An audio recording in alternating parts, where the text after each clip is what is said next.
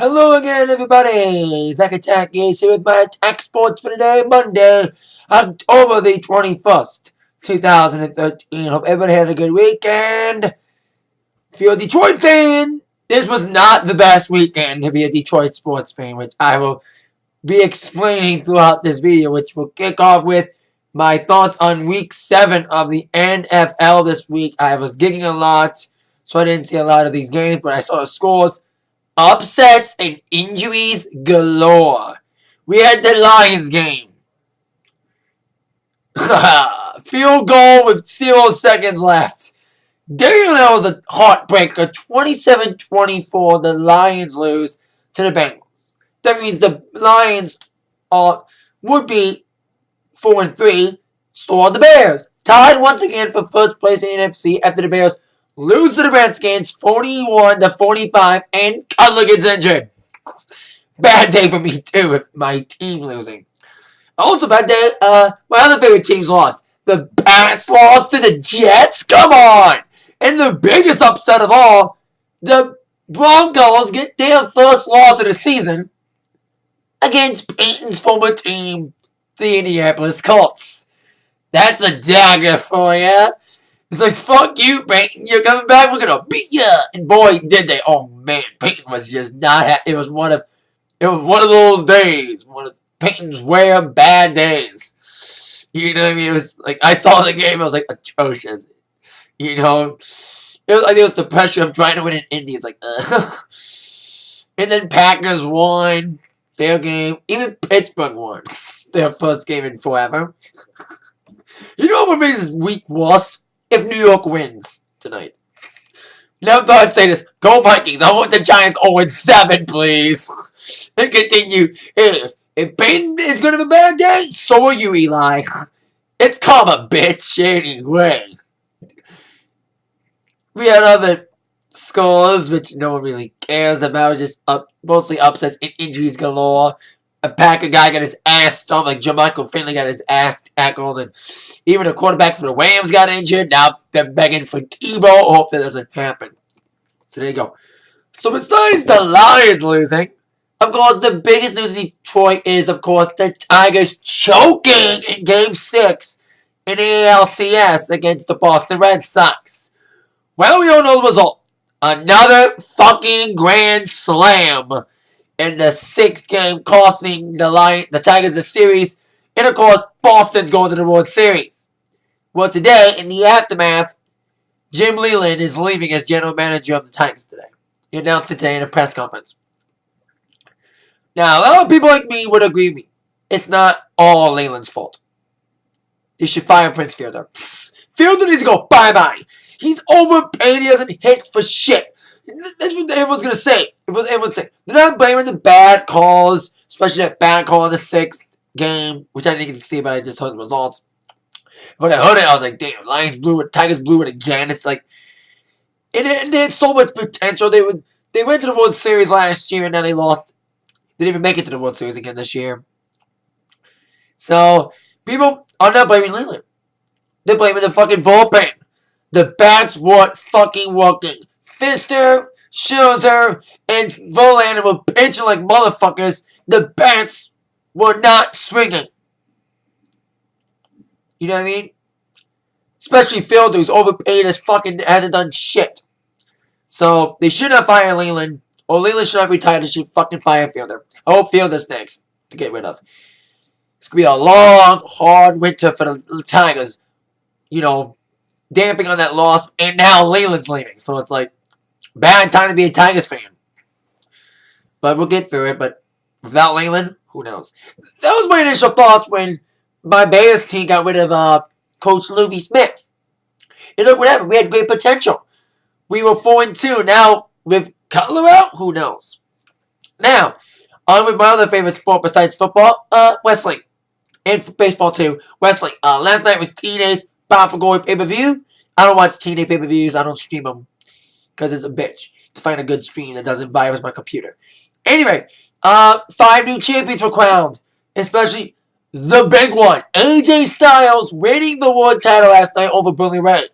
Despite many interferences by Nux and Bischoff and even Dixie Carter. Now, yes, Nux and Bischoff did not screw Bully Ray.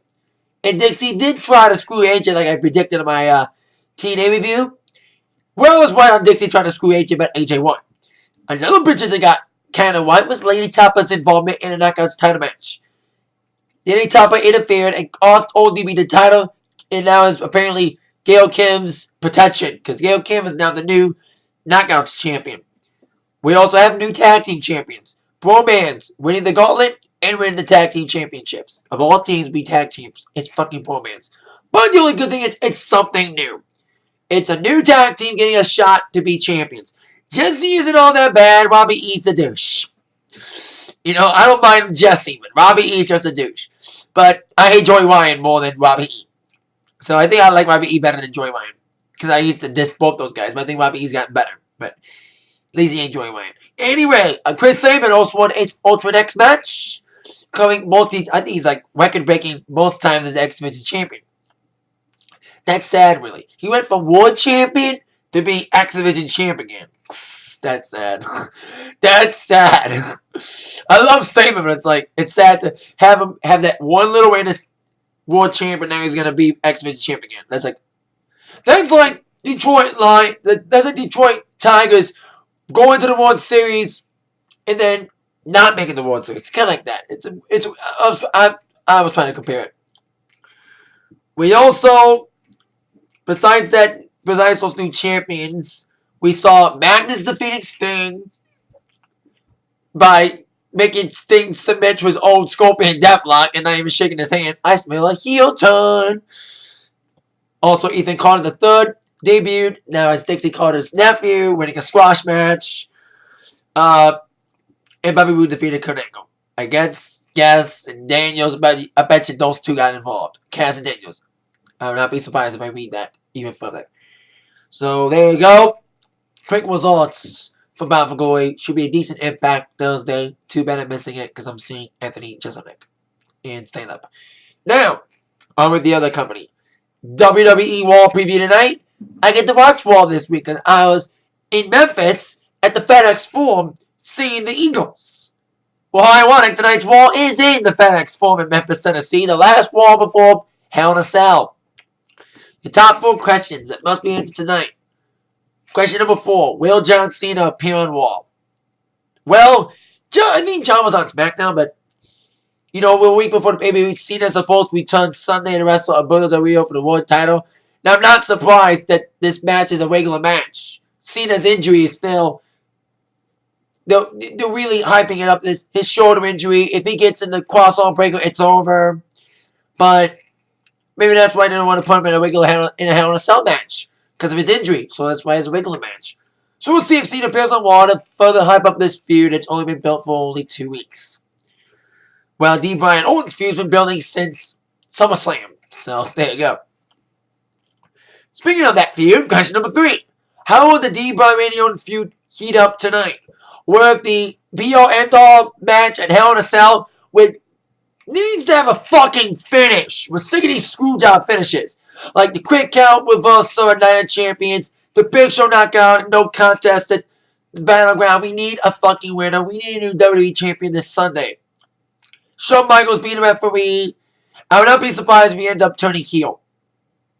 That would be a very good surprise, though, if he's on Triple H's side. You know, he's Triple H's best friend, but he also trained Daniel Bryan. So we'll see what side will Shawn Michaels play for. Will he help D. Bryan win? Or basically kiss Triple H's ass into what's good for business? Question number 2. Will any new matches be made for Hell in a Cell? I expect the pregame to be made tonight, the pregame match. Hopefully Ziggler's not in the pregame again. And question number 1. What will Big Show do again tonight? Well, Big Show's still basically fine. Of course, we saw him last week interfere in the tag team title match. I expect a rematch. That's a match I think could be made tonight for Hell in a Cell. Shield could get the rematch against Cody Rhodes and Goldust. Unless they want to make it a 6-man tag with Big Show getting rehired tonight. We'll see what route they take in that. He knocked out Brad Maddox on SmackDown from what I read. So we'll see what kind of actions Big Show will do tonight on Raw at 8/7 Central on USA Network. That is it for the Atak Sportz for today. I'll see you all tonight for my Raw review. With that in mind, you've all been attacked by the sports news from Zach. Thank you all very much for watching. Have a great rest of your Monday, everybody. Yeah. Yes. Yes. Yes.